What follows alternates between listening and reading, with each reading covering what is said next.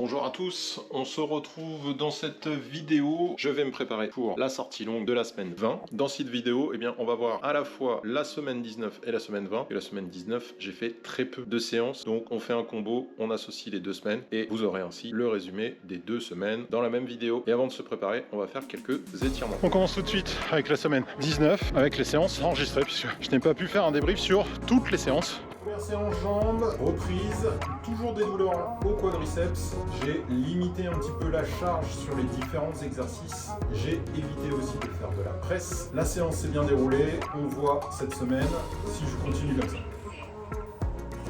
Sortie de 10 km, je vous note le temps là. Je sais plus combien j'ai fait, mais la moyenne est de 5,15. Pas très bon ressenti puisque en fait j'ai l'impression d'aller plus vite. Et en fait la moyenne est vraiment pas terrible, entre 5,10 et 5,15. On verra la sortie longue de cette semaine. Séance fractionnée terminée, bon ressenti. Bon, une fois, j'ai pas galéré la troisième boucle, donc les 6 boucles sont faites. Je vous laisse là le temps de la Vmax moyenne pour ces 6 boucles, mais franchement, une de très bonnes sensations. C'est la première fois que je me sentais aussi bien. Et on continue avec la semaine 20 sur les séances jambes, sur les séances bras. Première séance jambes de la semaine 20. Catastrophique. J'ai réussi quand même à tout faire sauf la presse et les leg extensions, mais clairement, mauvais ressenti, une tête qui tourne, essoufflement. Je sais pas ce que va donner cette semaine, mais ça va être compliqué. Le run de 10 km est fait, bonne sensation, mais par contre les temps sont complètement aléatoires. Je passe d'un 5,02 à un 5,24 et mon rythme cardiaque est monté assez vite et assez souvent au niveau des 160 battements par minute. Donc clairement, j'ai perdu un petit peu et la semaine dernière, comme j'ai fait peu de run, ça va s'expliquer ainsi. On verra si le fractionné se passe mieux cette semaine. Première séance bras de la semaine, ça s'est bien passé. J'ai eu peur avec 8 jours sans faire de séance bras, et bien que ça soit plus difficile. Mais les bras, les épaules et le dos ont bien accepté les charges habituelles. Je n'ai simplement pas fait le tirage vertical, il y avait trop de monde sur place.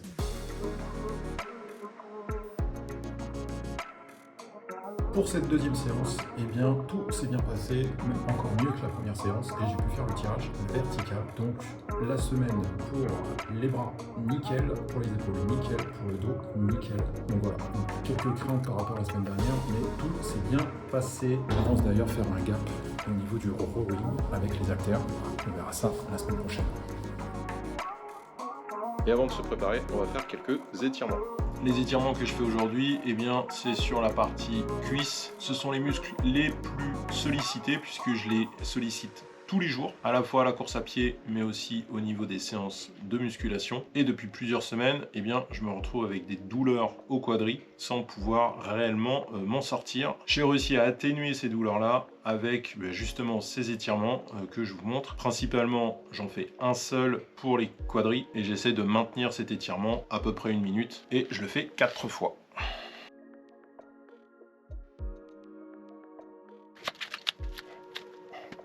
On passe aux étirements mollets. Côté jambes, c'est clairement mon point faible. Si le mollet droit a eu aussi droit à une déchirure, c'est quand même le mollet gauche qui reste le moins souple, le moins flexible. Et clairement, je dois gagner en souplesse, notamment pour l'épreuve des wall balls à l'Ironx.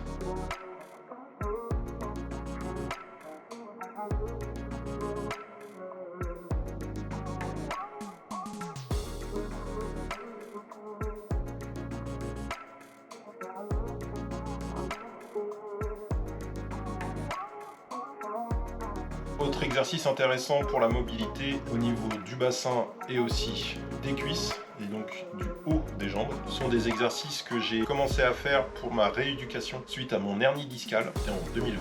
Ça permet aussi d'étirer un peu les fessiers et c'est toujours bon à prendre.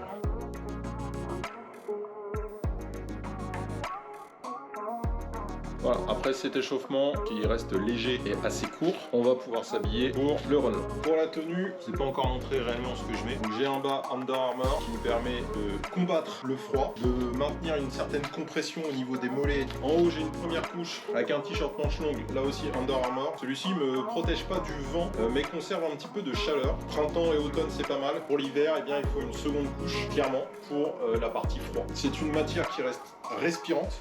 Donc ça fait 2 vêtements très moulants, comme je disais, qui conservent la chaleur, gardent une certaine compression pour le corps. Ils sont très agréables à porter. Ici aussi un short Under Armour, tant qu'à faire. Clairement celui-ci ne sert strictement à rien dans la partie course ou dans la partie utilité pour le muscle ou pour la chaleur. C'est clairement de l'esthétisme et aussi ça peut servir avec les poches à enlever les lunettes ou enlever les gants éventuellement si j'en ai besoin. J'en profite d'ailleurs, j'ai ici un bandeau cache-oreille que j'utilise généralement l'hiver qui vient de Decathlon. Donc c'est la marque LNG. Il fait bien le taf, protège du vent, il protège du froid. C'est tout ce que je lui demande, donc c'est nickel. Même à des températures avoisinant les zéros, c'est nickel. Et donc ça c'est la deuxième couche. Pour le haut, c'est vraiment le minimum, donc c'est ce que je vais porter aujourd'hui. Il y a très peu de vent, il n'y a pas de pluie, donc je vais pas mettre mon haut vent qui me protège aussi de la pluie, mais du coup je vais pas le mettre du tout, puisque là les températures ils avoisinent 8, 9 voire 10 degrés. Donc je pense même déjà avoir un petit peu chaud avec ça. Clairement c'est le haut que je mets à partir du moment qu'il fait 5 degrés. Et la combinaison, donc le haut roulant plus celui-ci, me permet de facilement, voilà, entre 0 et 6-7 degrés, c'est la combinaison parfaite pour avoir de la chaleur, pas ressentir le vent éventuel ou le froid, et pouvoir courir dans de bonnes conditions. Quand on arrive au 0 ou en dessous des 0 degrés, je rajoute le coupe-vent qui lui aussi a cette particularité de maintenir la chaleur. Donc 3 couches, clairement entre 1 et 2 couches qui maintiennent bien la chaleur. Franchement, c'est nickel. Là, je pense que je vais pas prendre les gants. J'ai des sous-gants en fait, qui me permettent aussi de me protéger un petit peu du froid principalement et du vent. Mais j'ai constaté qu'avec de la pluie et non plus vraiment d'efficacité, ces gants, je les ai depuis longtemps. Ils sont troués sur des doigts. Faut que j'en rachète. Et ces gants sont aussi de la marque Decathlon, de la marque Under Armour, même si j'en ai beaucoup. Les full vêtements Under Armour, exception pour les chaussettes et les sous-vêtements, mes pantalons, t-shirts, shorts et 2 t-shirts manches longues, c'est du Under Armour. Et sincèrement, on paye le prix, mais c'est de la super qualité. Je sais pas pour Adidas, Nike, ou Puma ou Asics, là aussi c'est aussi performant. Mais en tout cas, voilà, moi j'aime bien le noir, full black pour la sortie longue. On va prendre 2 gels pour cette sortie et on va voir ensemble les effets bénéfiques ou pas. Ici, j'ai un bandeau que j'avais acheté sur Amazon. Lui aussi a quelques trous, mais il fait bien le taf. En moyenne, j'arrive à tenir entre 5 et 8 km selon les températures extérieures avant de devoir l'essorer pour retirer le maximum de transpiration. Mais clairement, pour moi, c'est nécessaire. J'aime absolument pas sentir les gouttes de transpiration sur le visage, donc il était important pour moi d'avoir un bandeau qui me permette de le couvrir. Si vous avez des idées sur des bandeaux qui sont très absorbants, je suis preneur, mais sinon voilà, j'ai celui-ci et je pense que je rachèterai le même sur Amazon d'ici quelques semaines. Je suis prêt à partir, je finis de me préparer en changeant la batterie de la GoPro parce qu'on ne tiendra pas la course, et je mettrai la ceinture au torse pour la GoPro comme d'habitude. Donc on se retrouve juste après tout ça. Je viens de prendre le premier gel, très fort en goût, hein. Goût de pomme, on le sent bien. On va voir sur la demi-heure qui suit si ça fait quelque chose, mais faut s'y faire, hein. La GoPro m'a lâché, plus de batterie, je sais pas pourquoi, on verra ça au montage. Pour la sortie longue, très laborieux, moins de 16 km sur les 1h30. Je vous afficherai les temps éventuellement de passage, mais sincèrement, c'est la pire sortie longue des 20 semaines. Voilà, donc on se retrouve juste après pour le bilan semaine. De retour à la maison, non, je sais pas pourquoi la batterie est complètement tombée HS. J'étais même obligé de remettre l'heure, la date et tout. Bref, pas terrible.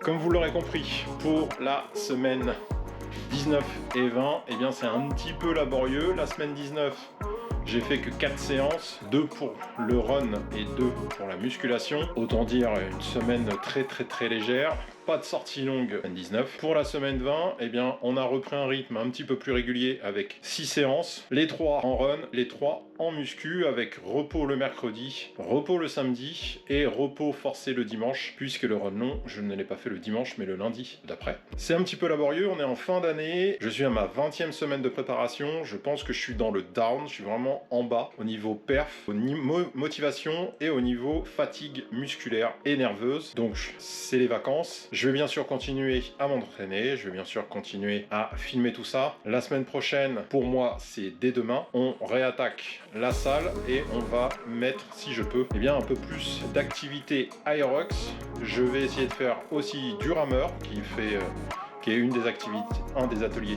de l'Aerox.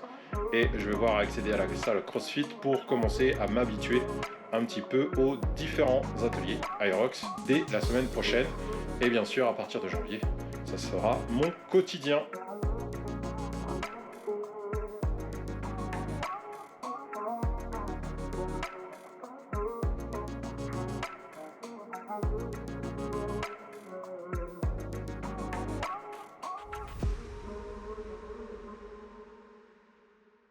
on se retrouve pour la séance bras. Une fois n'est pas coutume, j'ai fait des séries pyramidales en partant de 20 reps, puis 15, puis 10, puis 5, avec une redescente 10, 15 et 20. Sortie 10 km faite, il fait très froid. J'ai pas regardé le temps, je vous le mets juste là, mais je pense que c'était pas mal. Et la moyenne elle doit être à 5,09 de ce que j'ai vu. On finit la semaine run comme ça. Ce soir, musculation. Deuxième séance bras de la semaine et la dernière de l'année. J'ai refait une pyramide, mais cette fois-ci pas de 7 séries mais de 9 séries avec un max et intensité moyenne au niveau cardiaque, mais ça charge bien les bras. Donc voilà, on se termine sur une bonne petite séance.